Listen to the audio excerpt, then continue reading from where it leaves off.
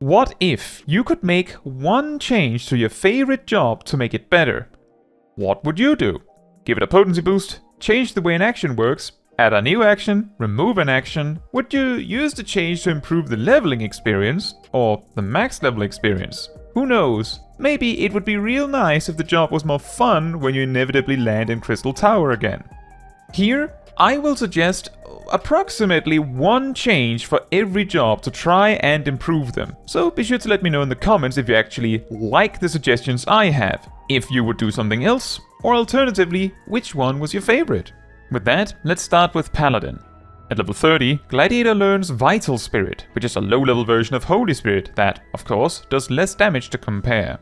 Rage of Halone now also grants Vital Might, just like Royal Authority's Divine Might. A core problem with Paladin at low level, in my opinion, is that it has no magic until Clemency at 58, which just seems weird. I think a good starting point would be to introduce this Divine Might feature to the job much sooner. Notably, Chivalry and Divine Magic Mastery has not been moved, but maybe Riot Blade should need to recover MP to help with this new addition, since Vital Spirit would cost 2000 MP since you don't have Divine Magic Mastery. An additional change I would also suggest would be to have Vital Spirit apply a 200 potency cure, and to have Divine Magic Mastery 2 just be how the higher level spells work out the box. But that would be 2 changes, so let's stick with the Vital Spirit addition. Next, Warrior.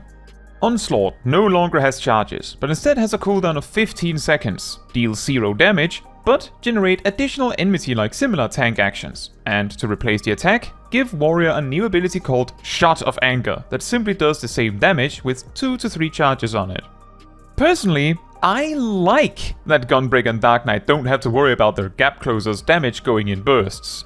However, a core issue with those changes is that they can leave a gaping hole in the rotation by simply removing them without replacing them with something else. To help Warrior with this, when Onslaught is removed as an attack option, an OGCD that just does damage takes its place.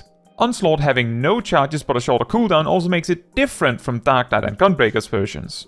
For White Mage, a new spell is added, Afflatus Protect, which applies a party-wide shield at the cost of a lily. The main purpose of Afflatus Protect is that it isn't an uncommon problem that white mages have 3 lilies but nothing to spend them on.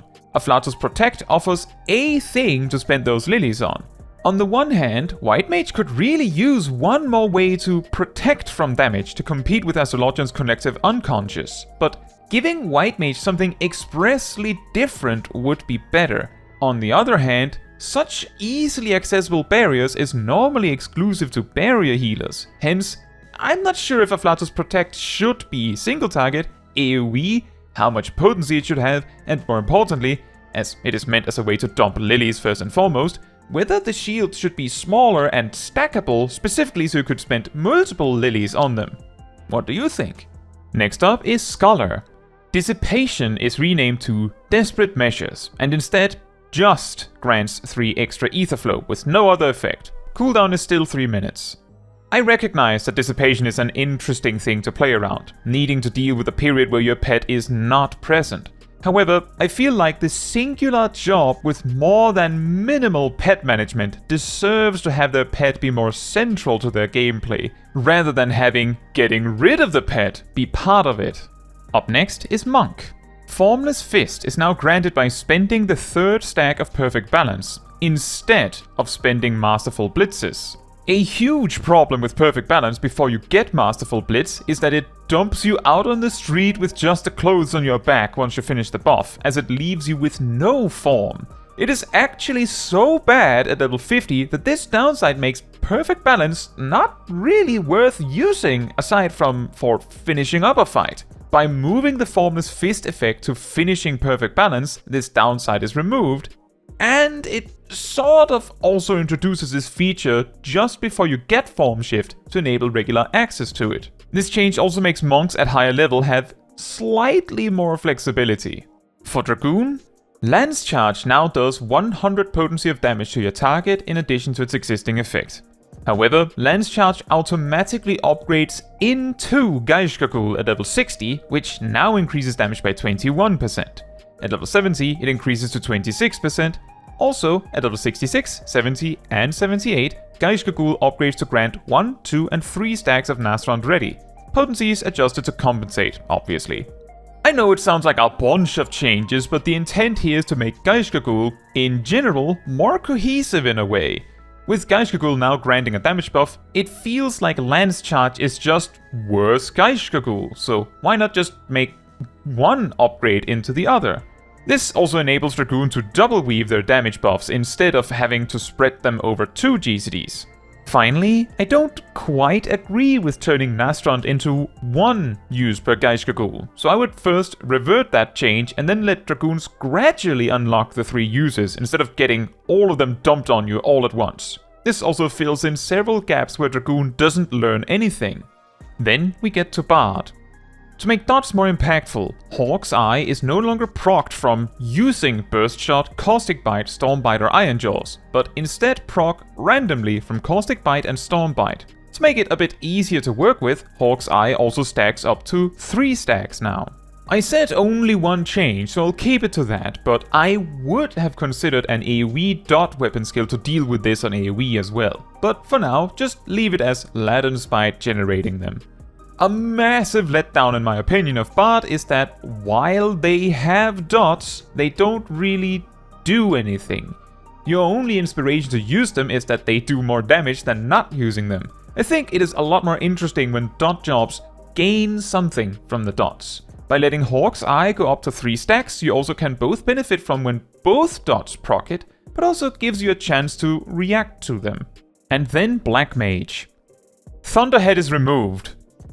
Thunder 1 to 4 and High Thunder 1 and 2 now do 0 upfront damage, but can be used at any time. Their dots are buffed to compensate.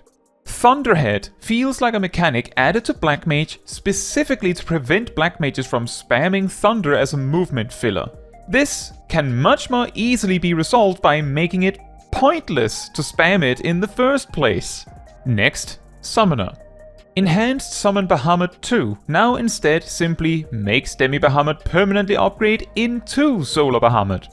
However, /Eggy Glamour can now be used to turn Solar Bahamut into Demi Bahamut if you prefer that look. Fountain of Fire now also is upgraded to 600 potency at level 94 instead of 580. In Endwalker, a minor issue with Phoenix at launch was that as Fountain of Fire did the same damage as Astral Impulse, but Phoenix did not offer Death Flare, unlocking Phoenix was actually a DPS loss for summoners. This was fixed by giving Fountain of Fire a 100 potency boost, which actually made Phoenix barely better in total potency. With Dawntrail, however, the 94 trait reduced the difference to 80, making Phoenix about 20 potency weaker than Bahamut. This is no longer necessary when Solar Bahamut replaces Demi Bahamut anyway. Also, the reason for the other change is that it enables players that prefer Demi Bahamut to have that, without it getting weird. I also recognize Summoner could use a lot of other changes, but anything I could come up with would be a lot of things, not approximately one thing. And for Ninja. In the interest of making Kazumatoi a more significant feature of the job, Fleeting and Forked Raiju now can also spend Kazumatoi for a 100 potency boost. Additionally, Phantom Kamaitachi grants 1 Kazumatoi to match with how this action used to interact with Huton. On the one hand, I like how simple Kazumatoi is in the ninja toolkit. However, on the other hand, I also recognize that some ninjas find the mechanic kinda pointless due to how specific it is. A lot more could be done, but by simply making a more burst-relevant action interact with Kazumatoi, it already feels a bit more significant. Then, moving on to Heavensward, starting with Dark Knight. Carven Spit's cooldown is reduced to 30 seconds. Potency of both damage and healing is adjusted accordingly. It still shares cooldown with Abyssal Drain. A core issue with Dark Knight at the moment is that their filler section is exceptionally barren. This used to be handled somewhat by things like Plunge. This can be approached by making Carven Spit be the 30-second cooldown to interact with regularly. It also adds some unique considerations for the Dark Knight when they have the choice between Carven Spit and the longer cooldown Abyssal Drain for AoE. You could use Carve early in the pull for a small heal, and then Abyssal Drain is available when you need the bigger heal later in the fight. And for Machinist, at level 50, Machinist learns Bishop Autoturret, which strikes in an area around its target as an AoE alternative to Rook Autoturret. Rook Overdrive is renamed to simply Overdrive. At level 80, Bishop Autoturret upgrades to Automaton Knight to match the Queen. Just one of the weird oddities of Machinist is that they have no AoE battery spenders. Admittedly, their battery generation is also worse on AoE, but that could also be resolved separately. Why Automaton Knight and not King? Well, because you're the king, silly! Or at least you're the piece equivalent to the king. And then Astrologian. Play 2 and Play 3 specifically can now hold 2 cards each in a queue. A core issue with these defensive, mildly situational cards for Astrologian is that the rather short time frame you have to spend them often makes it feel a bit rushed. Often you'll end up settling for a time to use them rather than a good time to use them. This change makes it so that if you draw a new set of cards while you already have these cards, the next card is just put up ready behind it, so you have the capacity to at least hold these cards for 1 more minute to find the timing to use all of it. It would also mean you could use all 4 in one big burst if you so desire.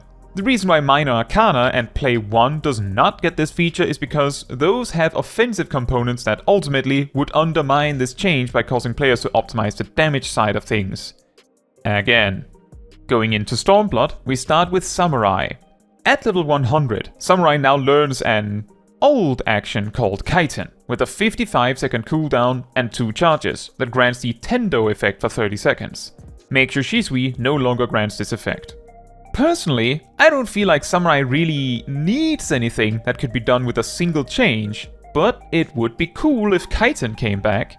The Tendo Iaijutsus almost already have this effect of boosting the regular Iaijutsus by like 50% or more, so it is close to similar to what Kaiten used to be. The fact you can hold it for 30 seconds means it isn't quite the same either, but you have the option to make it the way it used to be.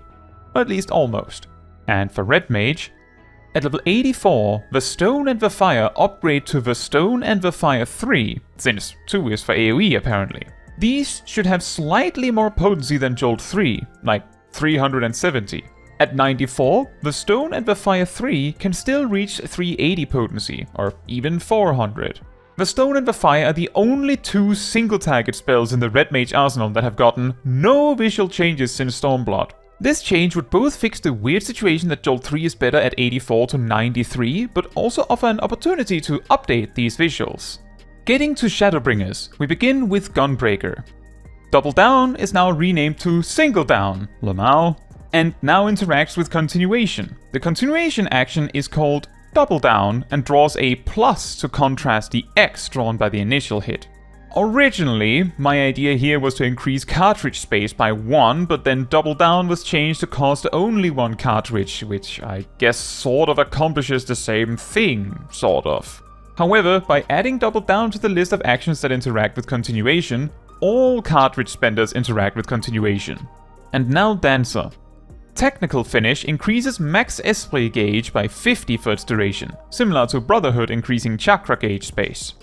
A minor issue Dancer has during bursts is that being supremely lucky with Esprit gauge generation can turn around and be annoying. By increasing the gauge space during it, this can be a bit easier to handle. An alternative addition would be to make Standard Step and Technical Step somehow not drift their cooldown when used late, but I feel like this is a whole new mechanical addition to the game, so let's not dive into that. Getting closer with Endwalker, starting with Reaper. Perfectio now generates 20 soul gauge. I know that's a really weird change. As it stands right now, Reaper generates slightly less than 3 enshrouds per 2 minutes. By adding 20 soul gauge to Perfectio, exactly 10 extra soul gauges added per minute, which might be just enough to make Reaper generate either exactly 3 enshrouds per 2 minutes, or slightly more, which also future-proofs it, as you can add 1 more thing that wastes time without ruining it. An alternative solution I thought of was also to reduce the cooldown on Enshroud, but I feel like the stalling in Enshroud for double Enshrouds is a thing that adds to the uniqueness of Reaper. And then for Sage, Psych heals your Cardia target twice. A really weird thing about Psych is that it is the only attack Sage has that does not interact with Cardia. It feels wrong. As it is the only OGC attack Sage has as well, making it heal a bit extra means it can, It won't, but it can, be used as a quick heal in a tight spot. If Psych is made to also interact with Soteria, this would allow an even bigger burst since Psych would be able to spend 2 stacks immediately. And finally, for Dawntrail, first with Viper. Noxious Gnash is reintroduced, but as a dot that starts at 20 seconds but can be extended to 40 seconds. This would of course mean the reintroduction of Dreadfangs, Dreadwinder and such. Originally, Noxious Gnash just increased the enemy's damage taken from the Viper, which is always good. Making it a real dot both means there are situations where it isn't worth reapplying, like if the mob is dying, but it also enables Viper to interact with dot snapshotting if they want to. Yes, that would mean you'd have to hold Dreadwinder until the dot is running out, but by having the dot like this, you could hold Dreadwinder for the full duration no problem if you so desired. Additionally, dropping the dot for a few seconds isn't a total catastrophe as it only loses the dot damage itself instead of dropping your damage by 10%. I recognize that for Vipers, one part of them enjoys Viper as it is right now, and one part wishes there was an extra thing to manage, which means that I could only really come up with an improvement for them. And finally, Pictomancer. Thunder in Magenta grants a slight potency boost to your next 2 Fire in Red and Blizzard in Cyan combo steps. Pictomancer potencies in general are adjusted to compensate. Also, Subtractive Palette and Ether Hues can now be manually removed again. This change is meant to do 2 things. First, I felt the paint thinner shenanigans of early Pictomancer were interesting, and at least allowing players the freedom to adjust these things makes sense. Second, the core problem that led to paint thinner was that Thunder in Magenta kinda sucks compared to Water and Blue. It makes sense Blizzard and Stone are just stronger than Fire and Aero, but Water in Blue also generates a resource, so it isn't good enough that Thunder is just slightly stronger. 2 ways to fix this is to either buff Thunder and Magenta's potency even further, which would make bursts even more complicated because having Thunder in it would be more crucial, or make Thunder give you damage elsewhere, which is what this seeks to accomplish. I also think it is weird to have buffs that players discover are not always optimal to have, and instead of making sure they are always good, you instead get forced to keep them. So what do you think? Would you improve your favorite job in a different way? Do you think my suggestions would actually hurt the jobs? Or maybe you would do a similar change? Please do tell me about it in the comments. Now, that is all for this video. Thank you so much for watching. If you would like to support me and my channel more directly, you can become a member like these wonderful people here. You can also alternatively support me through Ko-Fi, link in the description. You can also support the channel by letting the YouTube algorithm know by liking the video, leaving a comment, subscribing, sharing, and hitting the bell to get notified when next I post a video. Fun fact, originally Sage's Soteria only boosted the healing by 50%, but didn't have stacks and was limited only by how many casts you could manage. However, if you did it perfectly, finishing the 6th GCD with Phlegma or Toxicon and also late weaving Soteria, you would ultimately only get 300% out of it, where the current edition adds up to 280%. With the Psych change I suggested, the maximum possible with the old Soteria would be 400% by weaving in Psych somewhere.